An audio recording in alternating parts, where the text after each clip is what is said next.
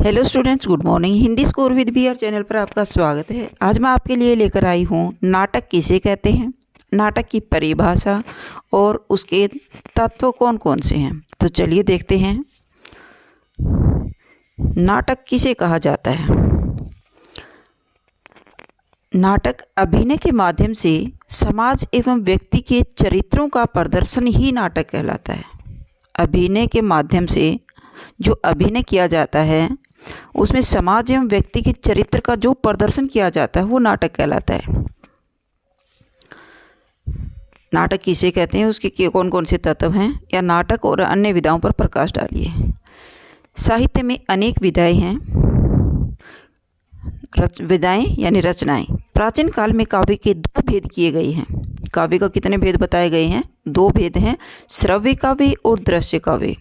श्रव्य काव्य होते हैं सुनने वाले काव्य, और दृश्य काव्य जो देखे जाते हैं, और दृश्य श्रव्य देखा और जो सुना जाता है। श्रव्य काव्य और दृश्य काव्य। दृश्य काव्य का संबंध नाटक से है और श्रव्य काव्य का संबंध कविता, कहानी, उपन्यास और निबंध आदि से है। दृश्य काव्य को श्रव्य काव्य से उत्कृष्ट माना जाता है, उसे अधिक महत्वपूर्ण माना जाता है, क्योंकि जो देखा जाता है, जो स्टोरी हम देखते हैं वो लंबे समय तक याद रहती है। तो नाटक किसे कहा जाता है? नाटक दृश्य काव्य के अंतर्गत आता है और इसका प्रदर्शन रंगमंच पर होता है। नाटक का प्रदर्शन कहाँ होता है? रंगमंच पर किया जाता है। नाटक नट शब्द से निर्मित है, जिसका आशय है सात्विक भावों का अभिनय करना। नाटक शब्द का अर्थ है नट लोगों की क्रिया से है। नाटक का कहाँ से लिया गया है? नट लोगों की क्रिया से लिया गया है, जिसमें नट प्लस अक धातु जुड़ने पर नाटक शब्द बना है। यह दृश्य काव्य की संज्ञा रूपक है। नाटक गद्य का वह कथात्मक रूप है, कथात्मक कथा के रूप में कहा होता है, जिसे अभिनय, संगीत, नृत्य, संवाद आदि के माध्यम से रंगमंच पर अभिनीत किया जा सकता है।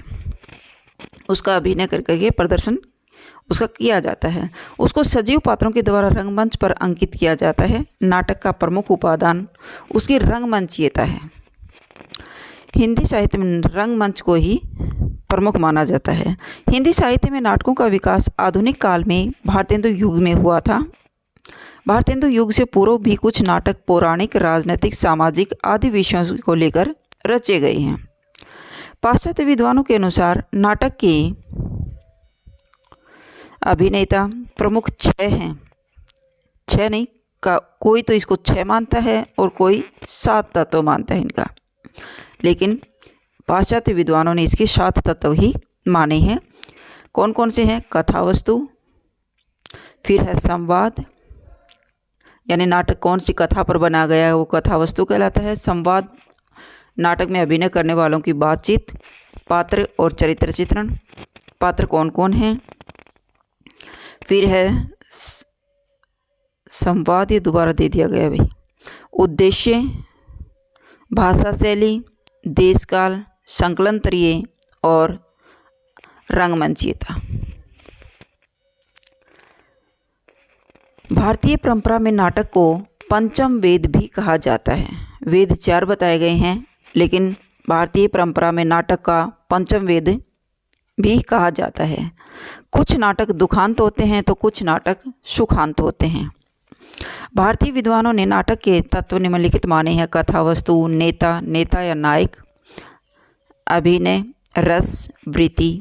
अभिनय को नाटक का मूल तत्व माना जाता है। इस रूप में कथावस्तु, पात्रों का चरित्र चित्रण, रस और अभिनय वृत्ति नाटक के 5 तत्व बताए जाते हैं। 7वां तत्व अभिनेता भी आवश्यक है।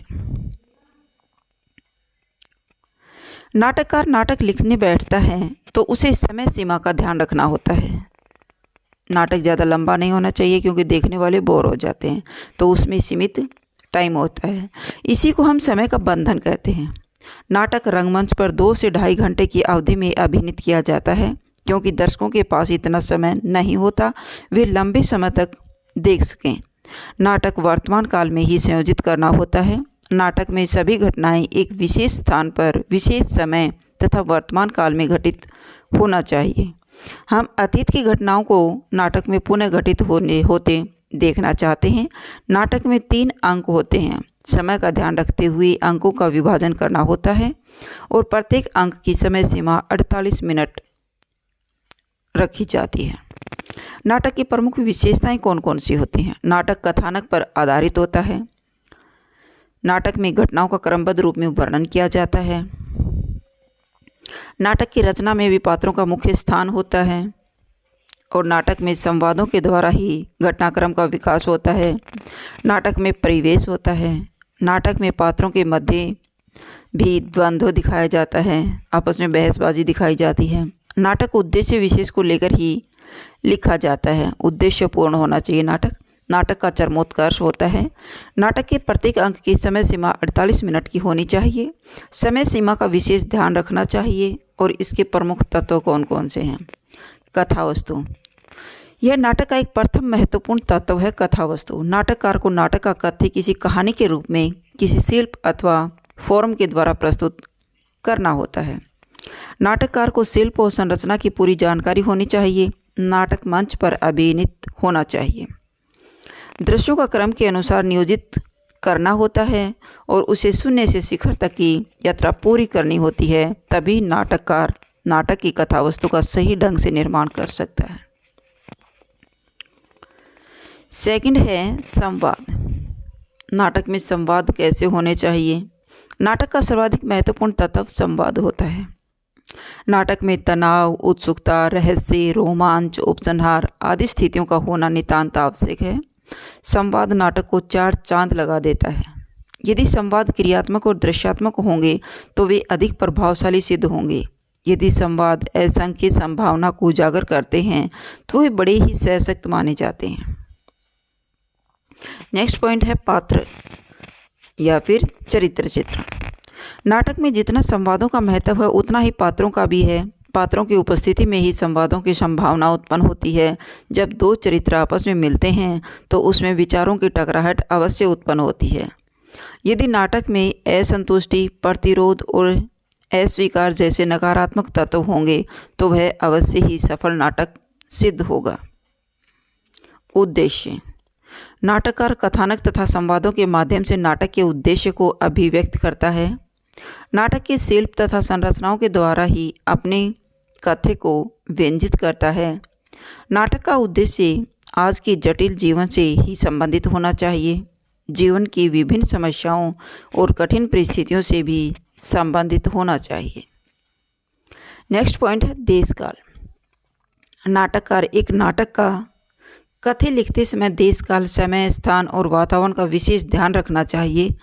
यह नाटक में यथार्थता, सजीवता व स्वाभाविकता लाने के लिए जरूरी है। घटनाओं का यथार्थ चित्रण प्रस्तुत करना चाहिए, जैसे घर, नदी, नाले, शहर आदि दृश्य में शामिल होना चाहिए। भाषा शैली, भाषा का विषय के अनुरूप वर्णन होना स्वाभाविक है। नाटक में ऐसी भाषा का प्रयोग करें कि जिसमें स्वाभाविकता, यथार्थता, रोचकता तथा सजीवता हो। नाटक के संवाद ज़्यादा लंबे नहीं होने चाहिए। क्लिष्ट भाषा का प्रयोग नहीं होना चाहिए। क्लिष्ट यानी कठिन भाषा का प्रयोग नहीं होना चाहिए। नेक्स्ट पॉइंट है अभिनेता। नाटककार नाटक की रचना रंगमंच पर खेलने के लिए ही करता है। रंगमंच पर खेला जाने के बाद भी नाटक पूर्ण होता है। रंगमंच पर खेला जाने के बाद ही नाटक पूर्ण होता है। इस प्रकार एक नाटक की यात्रा नाटककार से आरंभ होकर निर्देशक एवं अभिनेताओं से होती हुई प्रेक्षकों तक पहुंचकर पूर्ण होती है।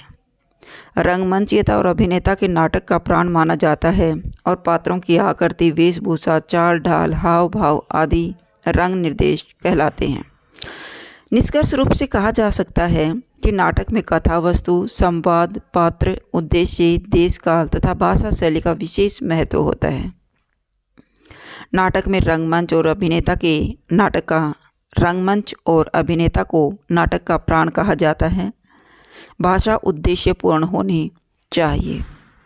तो ये था आपका नाटक किसे कहते हैं और इसके कौन कौन से तत्व हैं और किस धातु से नाटक बना है। नाटक में नट धातु में अक प्रत्यय लगने से नाटक शब्द बना है।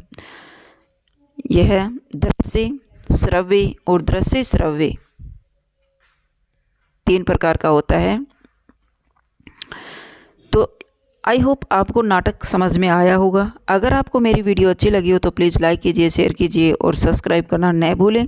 फिर मिलते हैं नेक्स्ट वीडियो में। Bye bye.